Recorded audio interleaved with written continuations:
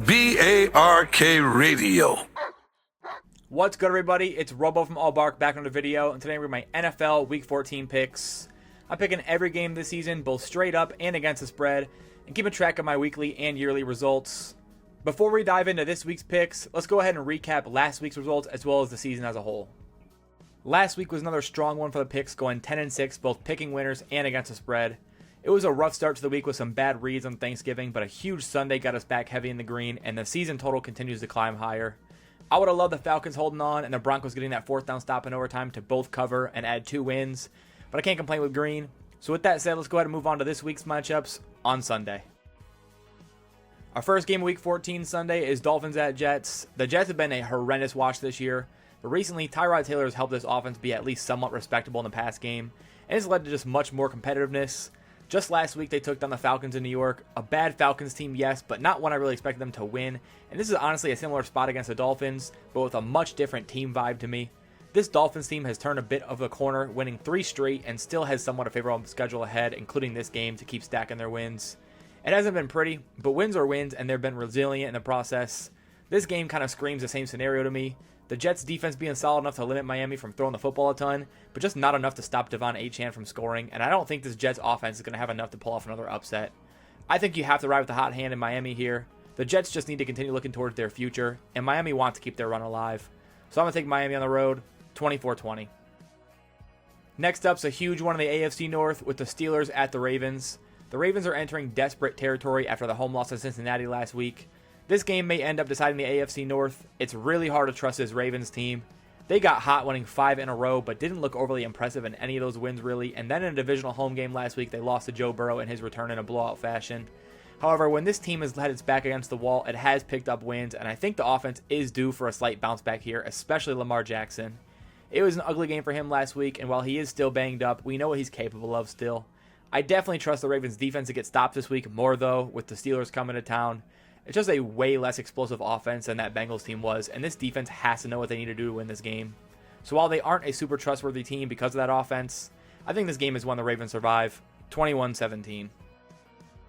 Over to the NFC South, the Bucs host the Saints this week. Bucky Irving is back for the Bucs offense. He got a lot more PT than I thought he would in his return last week and wasn't overly effective, but he obviously adds a big playmaking ability to this offense, something they really needed with all the injuries they've suffered this season. The Bucs just survived last week's matchup with the Cardinals, and this week could be a similar style game. But this Saints team has lost by double digits way too many times this season to back them, including against this Bucs team in New Orleans by 20 a little over a month ago. I think the Bucs offense gets going a bit more this week compared to last, but on the other end, the lack of a rushing attack hurts the Saints the same way I did the first time, and that's the real difference maker here, as it should allow Tampa to pull away in the second half with just a way more consistent and balanced offense. So I'm going to take the Bucs to get the win and cover by 2 scores, 27-14. The Colts are on the road at the Jaguars this week. This is a great matchup in the AFC South, honestly. The Jags haven't overly impressed, but they continue to win football games and occasionally pop off for a really great performance here and there. And this Colts team hit a bit of a lull, dropping 3 out of 4, but is still consistently good and competitive in those matchups against great defenses. This Jaguars team has been a surprise, but I just don't view them on the same level as the Chiefs or the Texans team this Colts squad just lost to because of that Houston defense, and obviously Mahomes on the Chiefs. I think this is a game the Colts defense can handle similar to those other two, and the offense can really pop here. The Jags are number 1 in run defense, but their secondary has struggled, which means that pass game should get going early, which can definitely open up the ground game for Jonathan Taylor to get back dominating. Just 130 yards in his last 2 games, which is still good, but not usual Jonathan Taylor numbers. So despite a tough matchup here, I think they'll find a way to open it up, and it helps the Colts get right, picking up their first win in about a month, 27-20. Next is an ugly one, and a matchup between 2 rookie quarterbacks who are great friends. Cam Ward and the Titans are on the road at Shedeur Sanders and the Browns. The Browns offense hit a brick wall last week facing the Niners. That was pretty expected to me, as the Niners are just not the Raiders in any way, shape, or form, and Shedeur is still going to go through a ton of struggles and growing pains as he learns how to lead an NFL offense. This Titans matchup is going to be a similar style of defense, but a much easier team to face as the offense is really going to struggle against this Browns pass rush. The lack of scoring out of Tennessee here should give Shedeur and the Browns a lot of opportunity to take control of this game, but honestly, I still don't see Cleveland putting up many points here either. This Titans D-line has been really good at times, and they can get a lot of stops in this game. I'd be surprised if the Browns lost, but the same goes for winning this game by multiple scores. So I'm going to trust that Browns defense to just dominate as usual in a really low-scoring affair, 17-14 Browns. Commanders at Vikings could be a really good matchup this week. Jaden Daniels is making his return at quarterback for the Commanders, and J.J. McCarthy is back under center for Minnesota after clearing concussion protocol and Max Brosmer's disastrous start last week as against Seattle. Honestly, I can't trust either quarterback here. It's a pretty early return for Jaden Daniels off a gruesome injury, and he wasn't playing great football before the injury. And obviously, J.J. McCarthy's been abysmal at quarterback himself for this offense, especially with the struggles the Vikings O-line has put him through. But this Vikings defense should be the best unit on the field at home by a pretty wide margin. The Commanders' pass rush probably is not going to be able to take advantage of the weak O-line enough to win here, honestly. I think the run game does enough to move the ball and get into scoring position a few times to make life a lot easier for JJ. And on the other end, the Vikings make Daniels' return a pretty tough one, and they pick up a home victory close, 20-16. The Seahawks are on the road this week, taking on the Atlanta Falcons. To be completely honest, this is a matchup the Seahawks should dominate. Drake London's out again for Atlanta, and this team just lost to the Jets. They don't even have their own pick and still can't find ways to be competitive and beat tanking teams. The Seahawks are rolling and just did so without even using JSN last week. This Falcons defense has had great moments this season, showing up here and there, and they've got a lot of potential. But this Seahawks team is just so good and in a serious race for their division with the Rams. This isn't really a game they can afford to mess around in, so I think they'll get JSN back involved this week, and that offense continues to roll in a solid matchup. And on the other end, not enough really has been said about the Seattle defense. This is a great matchup for them against Kirk Cousins and a pretty beatable offensive attack in Atlanta. I don't see too many points coming here that would allow the Falcons to keep up with Seattle. I think they'll definitely score with Bijan at running back, but not nearly enough to scare Seattle, really. I'm going to go 31-21 Seahawks. Next up, we'll go to one of the best matchups of the week, the Bengals at the Bills. I think this is a pretty solid matchup for Burrow again this week. This Bills defense is bad, and Burrow just beat the Ravens on the road in a blowout fashion without T. Higgins. So this is another upset potential game, and if the Bengals win it, I might be taking them to win the rest of the season. But it's just so hard to beat Josh Allen in Buffalo. They're coming off a blowout win over the Steelers, and most of their struggles this season have come on the road. The Bengals defense played a really good game in Baltimore, but I still don't trust it to get a ton of stops against this Bills ground game with the way they've looked all year. Allen and Cook are just such a dynamic duo in the backfield, similar to how Lamar and Henry were, but a lot more in rhythm and just a higher performing offense around them, honestly. So while I really love this Bengals offense, I just think the defense causes them to fall short. So give me the Bills this week to win this one by 3, 30-27. Now to the 4 p.m. slate, we'll start with the Broncos at the Raiders. This Denver offense has really been lackluster this season, even in this matchup a few weeks ago.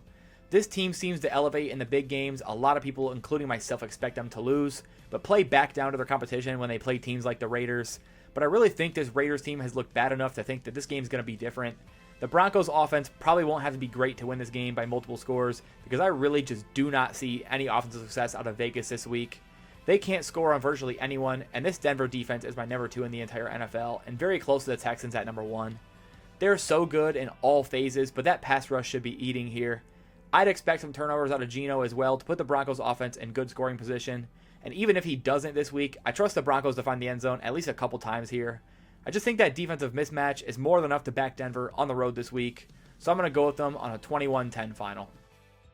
We've got a huge NFC North matchup this week with the Bears on the road at the Packers. Both of these teams are fighting for a division title along with the Lions, who trail slightly behind both. This Bears team almost seems like a team of destiny somehow. Last week, I really did not expect them to compete much with the Eagles in Philly, and they absolutely dominated that matchup. Maybe I overrated the Eagles as well as underrated this Bears team, but they've had a lot of close games this year that kind of warranted that narrative. But Ben Johnson's put this team in positions to win games all season, and I truly believe they can compete or maybe even beat just about everybody in the NFL. So with this matchup being so important for division purposes, I honestly buy their chances of winning straight up enough to at least take them with the points. I think this Packers team is getting the Bears in a great spot after a win that big though, and their offense is starting to click a lot better as well. So with this matchup being in Green Bay, I do lean towards the Packers winning, but there's so much reason to buy the Bears keeping this close at a minimum. I'll take them to cover, and I'm going to go with the Packers with a 28-24 final. The Rams look to bounce back this week against the Cardinals. Despite last week's loss to the Panthers, I know this offense is still elite, and coming off a tough loss across the country, I really do buy the bounce back aspect of this game. This one is much closer to home against a team that's got to be pretty broken at this point. The Cardinals have competed in their recent games with an effective passing attack led by Brissett, McBride, and Wilson, but I love this Rams pass rush a lot. They should be able to affect the pass protection enough to slow down that production. They can't really run the ball at all, so if they're under a lot of pressure, points are going to be pretty hard to come by in this game. And on the other side, while the Cardinals defense has improved, I really don't know how many defenses can get consistent stops on Matthew Stafford, Puka, Devontae, and Kyren Williams. They've even got really nice production out of Blake Corum lately as well. The offense is just so balanced and full of vets that I'm pretty confident they're going to take this one pretty comfortably. So give me the Rams on the road and a pretty strong get back, 31-17. On to Sunday night, the Texans at the Chiefs should be a great defensive battle. Mahomes and company going up against my number one power rated defense in the NFL. The Chiefs' O-line is super banged up as well, which will make it that much tougher on their offense to find points against this front seven.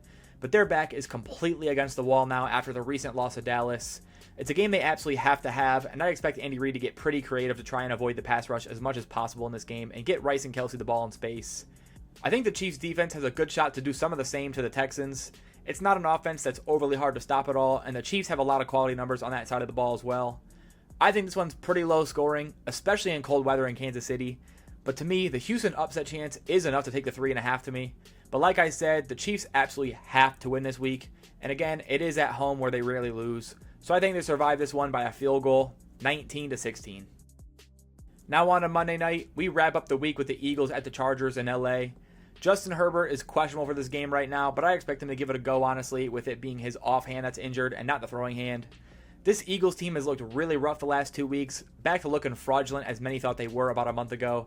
But this Chargers offense is so iffy with the O-line injuries, and now how can I trust Herbert playing with an injured hand on top of it?